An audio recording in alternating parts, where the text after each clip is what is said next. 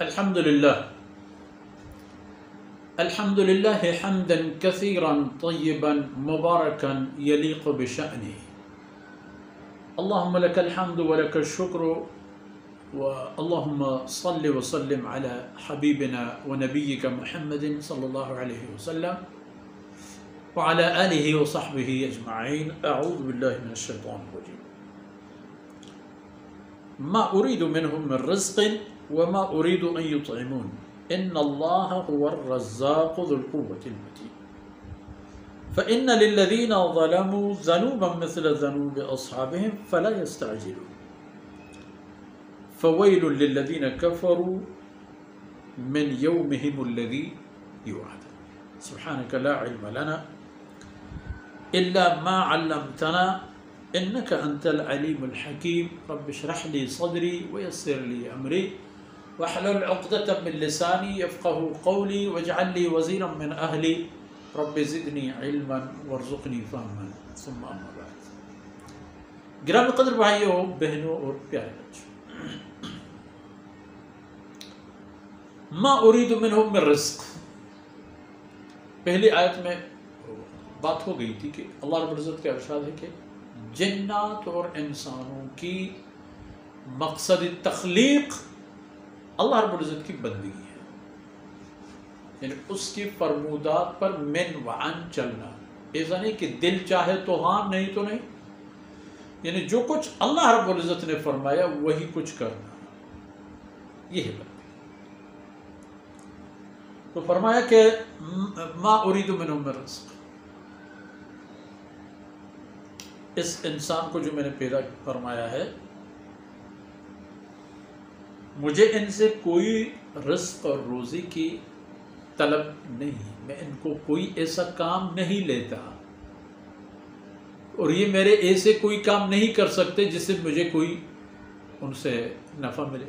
یا اگر دیکھا جائے تو اللہ رب العزت کی رحمتوں سے تو انسان کی طرف جاتا ہے. اللہ کی طرف کیا جاتا ہے؟ اللہ کو راضی رکھنا. آپ نے یہی کچھ کیا، باقی سب کچھ دنیا میں اللہ کی مہربانیاں اور نعمتیں اور آخرت میں جنت اور سعادت اخروی، یہ سب تو انسان کی مجبوریاں ہیں. اللہ کا تو یہاں کوئی کام بگڑا ہوا نہیں ہے کہ انسان اپنی عبادت سے اس کو بنا کے رکھے. وما اريد ان يطعمون، اور مجھے اس بات کا ارادہ بھی نہیں کہ انسان مجھے کھلائیں پلائیں رزق روزی دیں. ہاں ایک بات ہے کہ انسان سمیت سب کچھ، جو کچھ، جتنا کچھ، جہاں کچھ ہے، ان اللہ هو الرزاق، سب کی روزی دینے والی ذات صرف اللہ اکیلا. روزی فراہمی میں بھی اللہ اکیلا ہے. ہر ایک کی رزق کہاں جائے اللہ کی مرضی اور فیصلے کے مطابق. ذو القوہ، اللہ کی ذات طاقت کا مالک ہے، قوت کا مالک ہے اور حسن تدبیر کا بھی مالک ہے.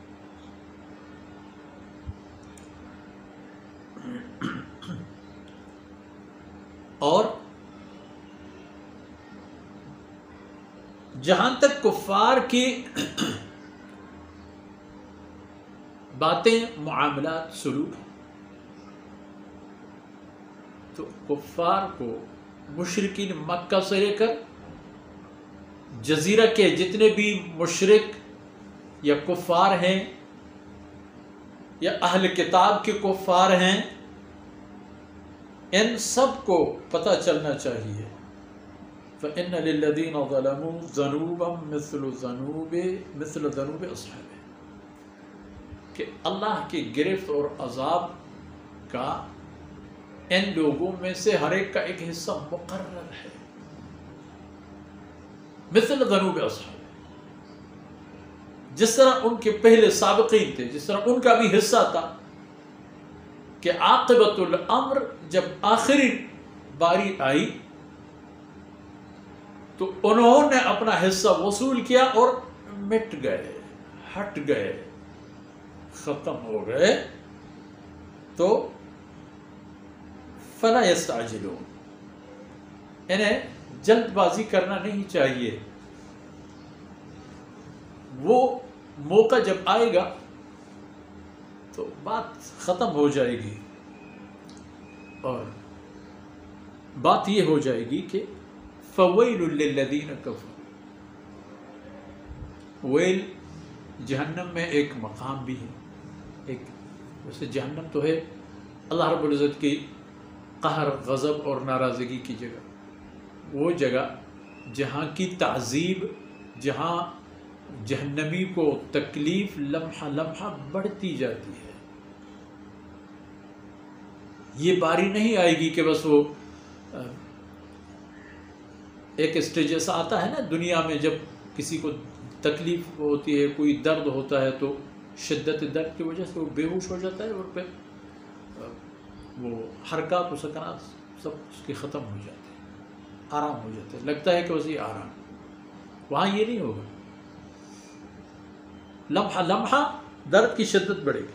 فَوَيْلٌ لِّلَّذِينَ كَفَرُوا مِنْ يَوْمِهِمُ الَّذِي يُوعَدُونَ، تباہی ہے اہل کفر کے لیے اس دن کے حوالے سے جس دن کے انہیں وعدہ دیا جاتا ہے، یعنی قیامت کے دن۔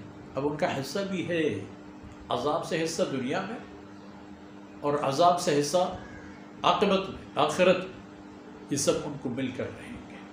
تو کمال کی بات ہے کہ اللہ رب العزت انسان کو دنیا اور آخرت کی تمام کیفیات کھول کھول کر دے دیتا ہے، منکر کو بھی اور معترف کو بھی، ماننے والے کو بھی اور نہ ماننے والے کو بھی، تاکہ جس کے لیے اللہ رب العزت نے سعادت رکھی ہے اللہ کی نعمتیں حاصل کرنے کا، اس کی رغبت بڑھے، شوق زیادہ ہو، محنت زیادہ کرے، اپنے ان اعمال اور عقیدے پر ثابت قدم رہے جو اللہ رب العزت کی رضا حاصل کرنے کے سبب بن جاتے ہیں۔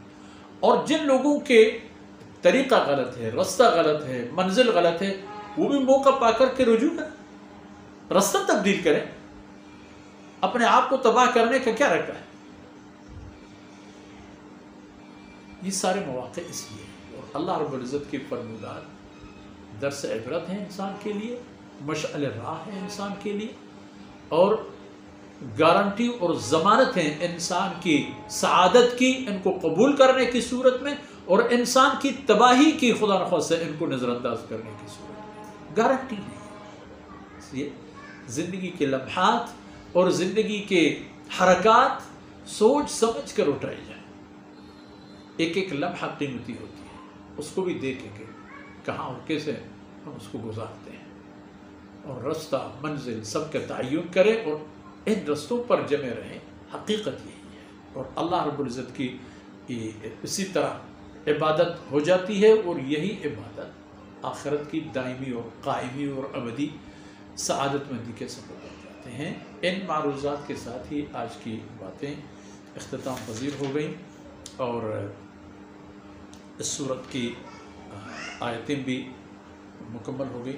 اللہ رب العزت کوتاہیوں سے درگزر فرمائے، اور جو کچھ عرض کیا گیا اللہ رب العزت نے سب کو میرے اور آپ کی دین و دنیا کی خیر و برکت کے سبب بنا دیں۔ وصلی اللہ علیہ نبینا محمد وعلی آلہ وصحبہ اجمعین۔